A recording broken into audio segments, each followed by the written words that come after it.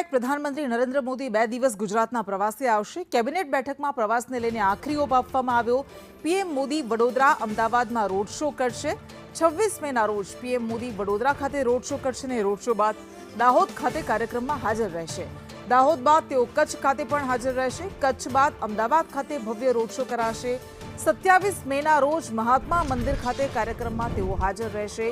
પ્રધાનમંત્રી નરેન્દ્ર મોદી 2 દિવસ માટે ગુજરાતમાં આવવાના છે અને ગુજરાતમાં અલગ અલગ શહેરોમાં તેમના જે કાર્યક્રમો યોજાવાના છે તેને આખરી ઓપ આપવામાં આવ્યો છે, જેમાં વડોદરા, દાહોદ અને અમદાવાદમાં તેઓ હાજર રહેવાના છે। કચ્છ ખાતે પણ તેઓ ઉપસ્થિત રહેશે।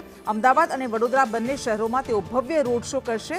27 મેના રોજ મહાત્મા મંદિર ખાતે કાર્યક્રમમાં તેઓ હાજર રહેવાના છે।